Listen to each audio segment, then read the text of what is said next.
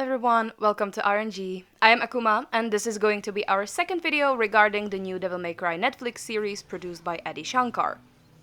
We have released the first one already, albeit a bit late because Netflix didn't like us using clips they publicly shared on their own, so it needed to be remade and such, but it's there. I do recommend watching it first if you haven't done so, because most of our opinions are there, we discussed our views and theories there.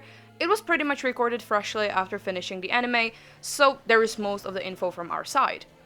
I will still try to add context in this one in case you still decide to watch this one only.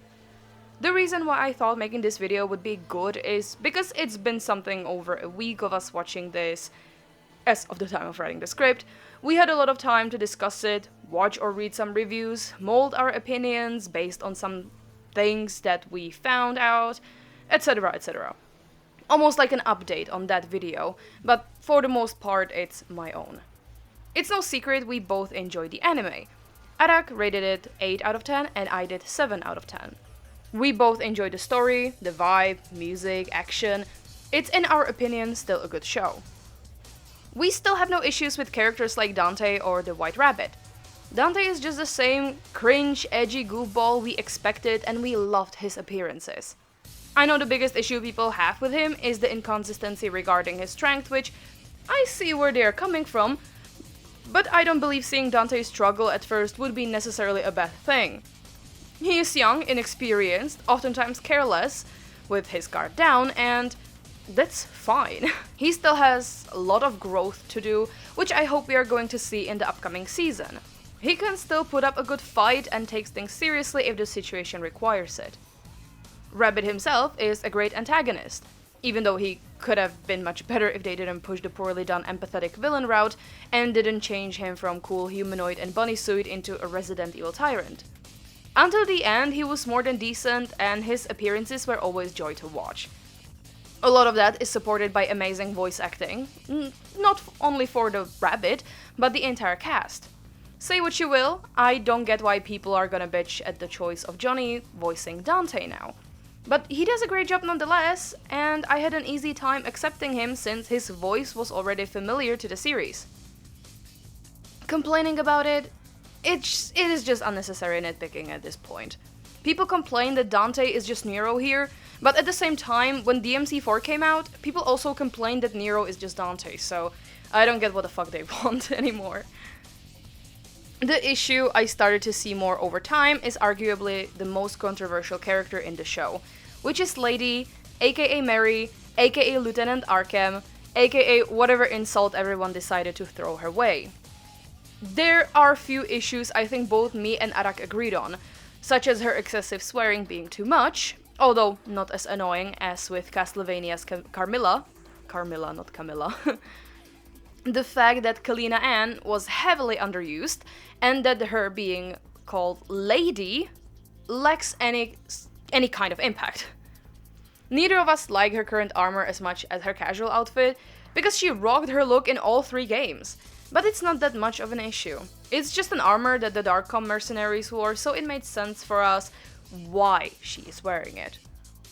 When it comes to her name, if you play the games, you know that Lady completely abandoned her name to symbolically kill who she was, erasing any connection she had to Arkham beside their shared blood. Dante then starts calling her Lady after this one exchange. So, tell me, what's your name? I don't have a name. Okay, then what should I call you? I don't care. Whatever you want. Whatever, lady. In the show, she is called Mary or Lieutenant Arkham regularly, so her being renamed to Lady is more of a nickname instead of her finding her new identity. I mean, in the game, she even calls herself Lady when Arkham addresses her as Mary. It's sort of signifying her rebirth into a different person. So yeah, that's my issue with her name origin. Even though I still like that Dante just casually starts calling her like that because it's just goofy name origin that I like. It just lacks the impact that the game has. When it comes to her personality, I don't really understand how some people call her bratty or racist. Not like at all, but only now. I watched some review and the person called the DMC3 lady calm and collected, which Bruh, I have no idea what game you played, but those are the last words I would use to describe in-game lady. I mean, the first thing she does when meeting Dante is shooting a rocket at him. Like, even as an introvert with a huge distaste for people, I think that's a bit excessive. And let's not forget, not only that she shot him multiple times, she hated Dante for being a demon enough to be a literal boss fight, despite them both going against Arkham. With Arkham killing her mom, Lady always held a deep-seated hatred for demons.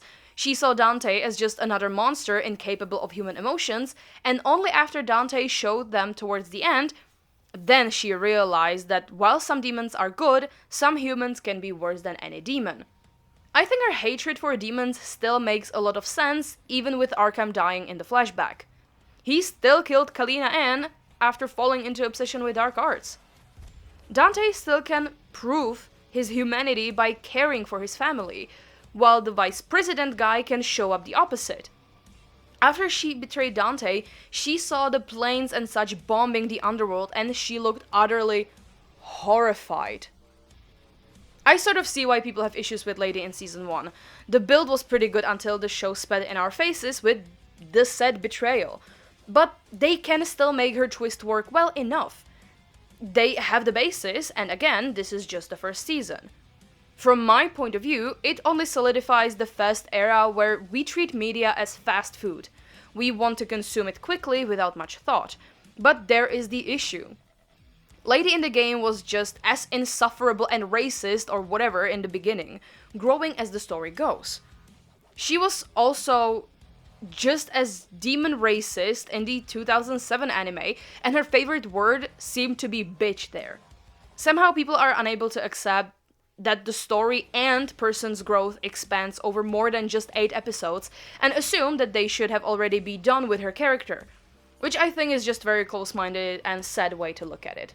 Also, no, we don't mind that there was more focus on her. Like, I get Dante is the main character and face of Devil May Cry, but I personally always appreciate more exposition for other characters, so yeah, not a problem for me, nor Arak actually. Miss me with the Lady May Cry bullshit. I can like more characters than just Dante.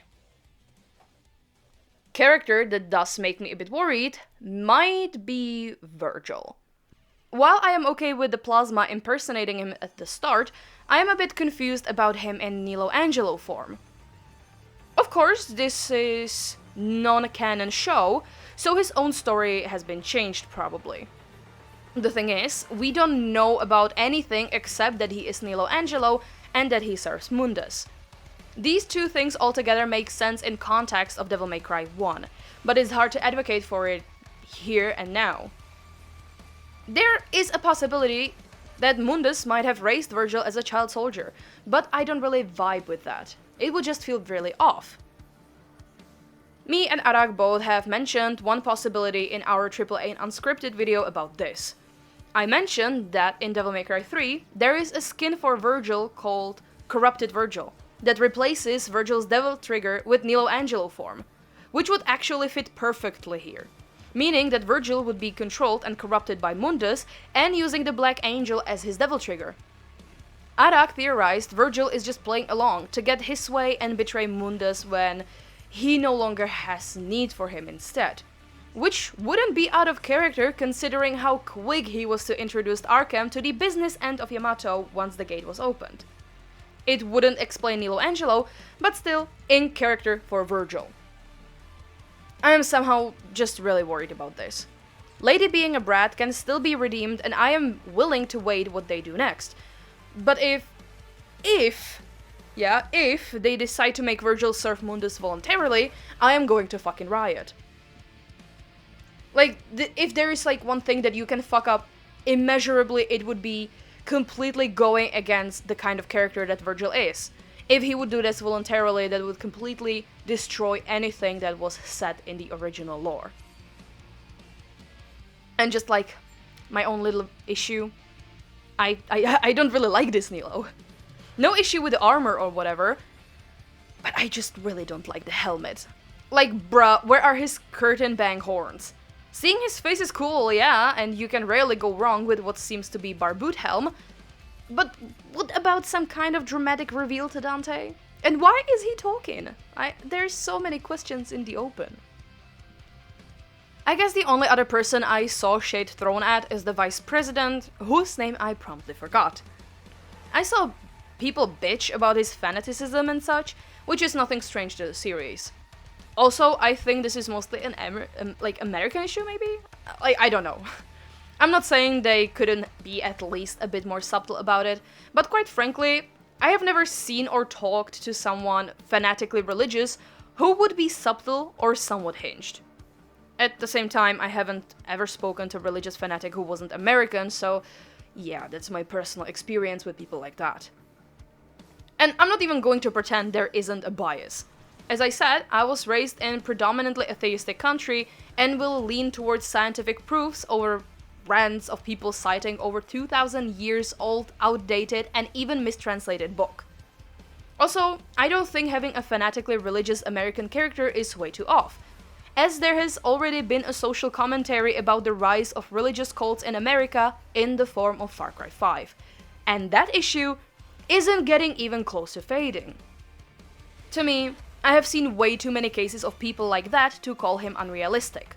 Plus, my own distaste for religious fanaticism makes him more than compelling villain, as this is already alienating enough for me to see him in such a role.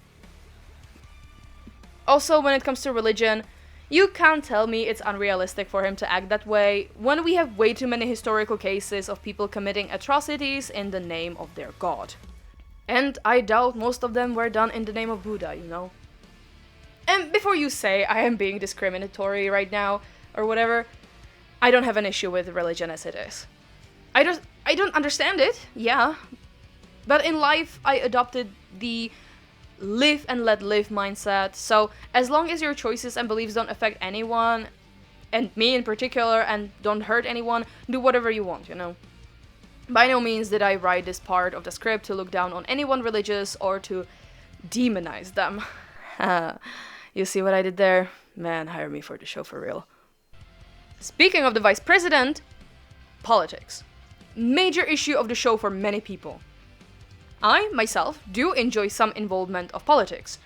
To me, it makes sense that if demonic invasion happens, the army gets involved.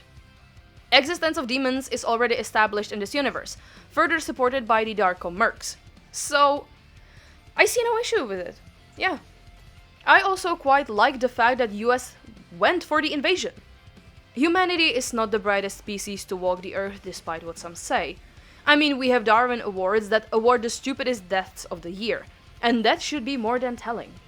If anyone got their hands on the Hell Portal, obviously humans would try to overtake it because of the superiority complex we have as a species, despite being just hairless animals who can talk. And because if we are good at something, it's ruining anything we get our hands on and using it for military purposes. If there's one major talent humanity has, it's destruction and violence. Just like with the awards, I do hope that we are gonna see the natural selection in action, and it just backfires in their faces. It's still possible that the underworld ignored the humans because they are in a turf no one gives a shit about or something like that, and are just going to overtake it at some point. And even though you might expect otherwise after this rant, I am not going to advocate for Addy adding his own politics and opinions into this. There is a right place for everything, but an IP beloved by millions is not it. You have a Twitter for that. Don't fucking push that into a video game about killing demons in the most stylish way. I can't say much else about the topic though.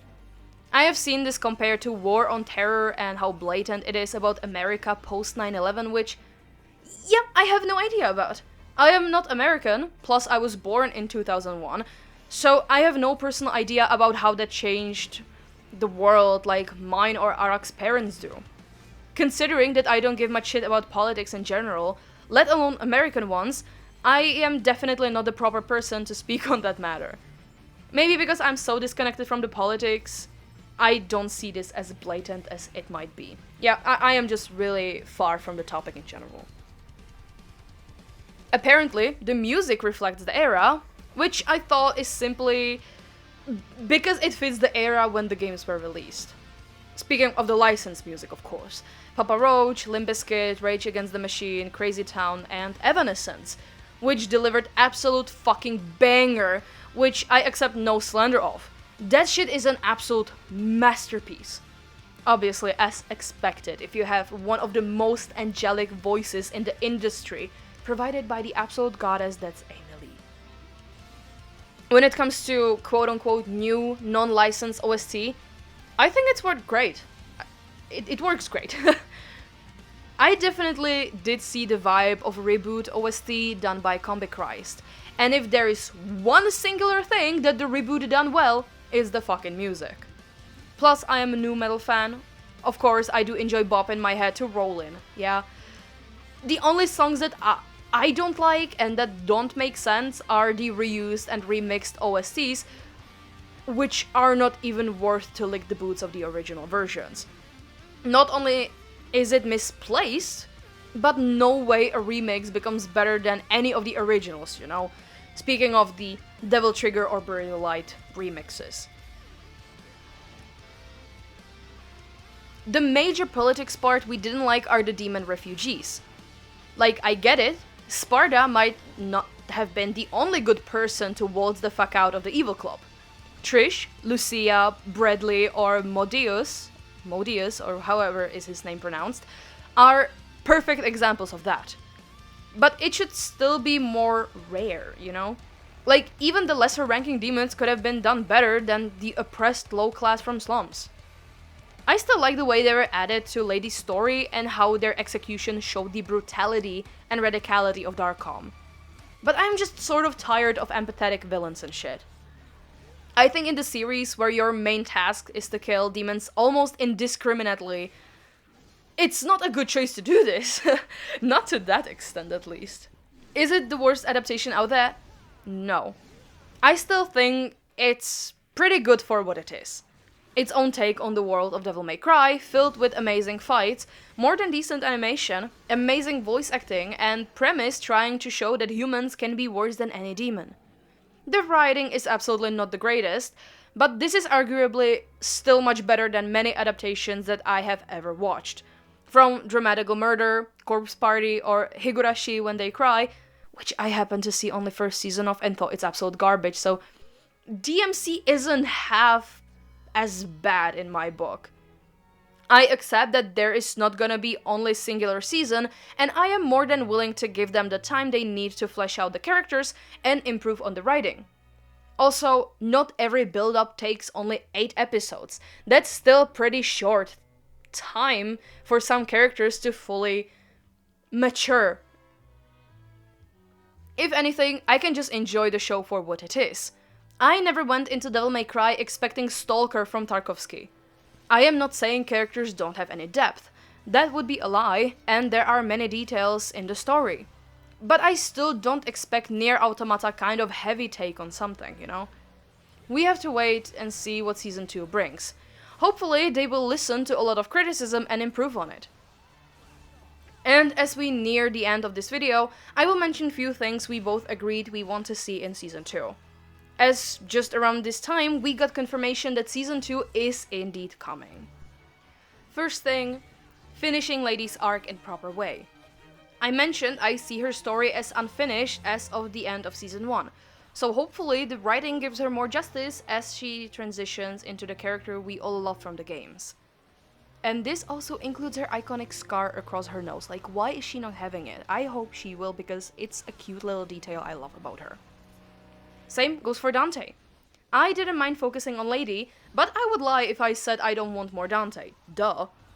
You just gotta focus on making his power level more consistent and not switch depending on how weak or strong the plot needs him.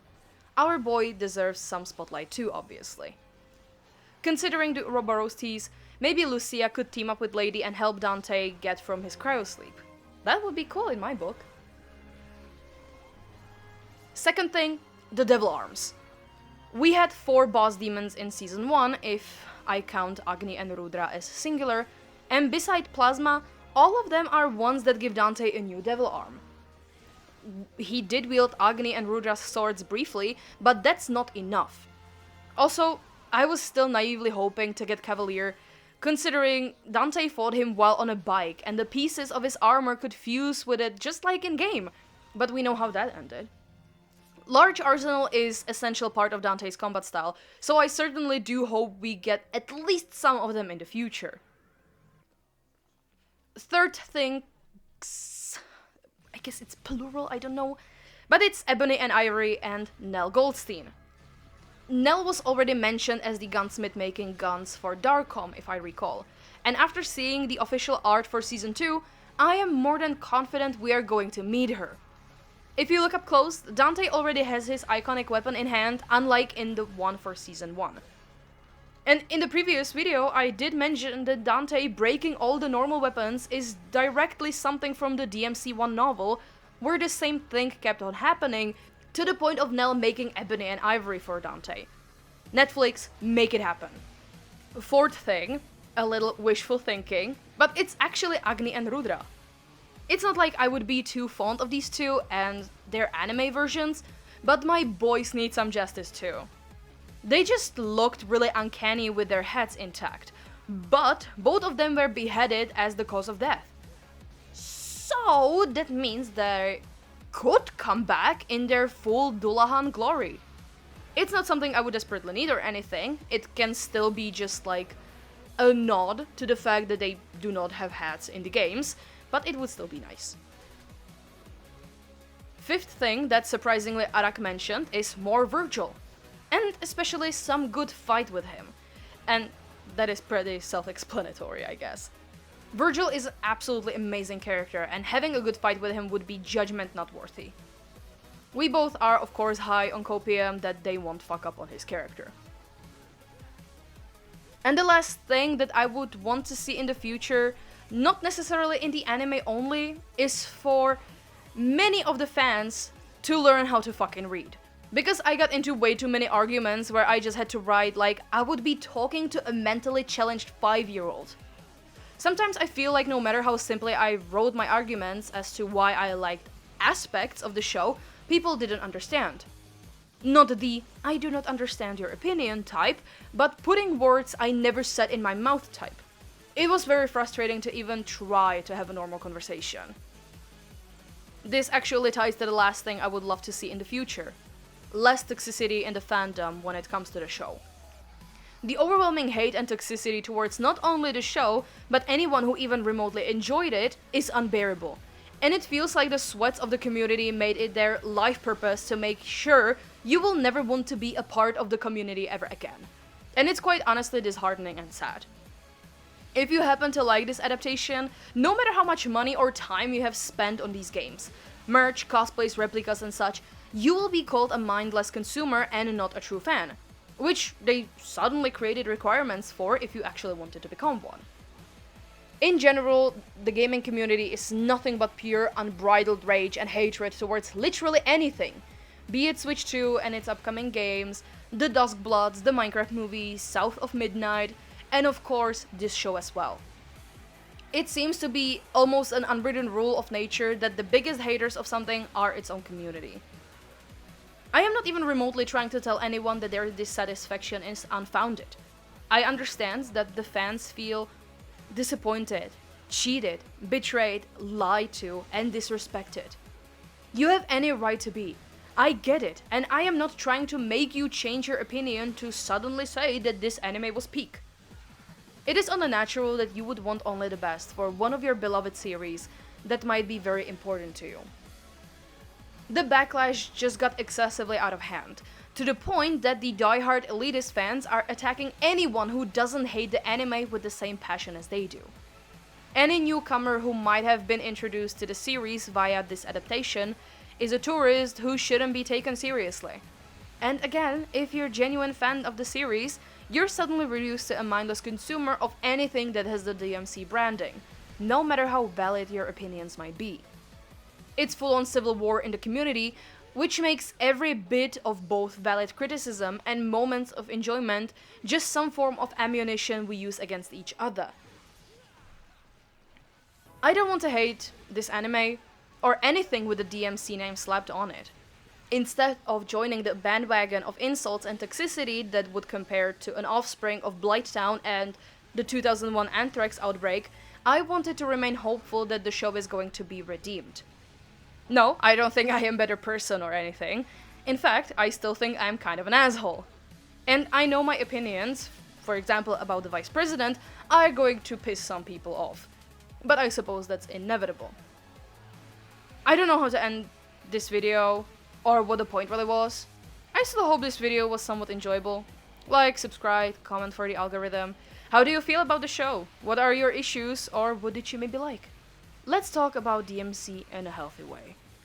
I was Akuma, this was Relatively Normal Game Show, and I will see you in the next video. Adios.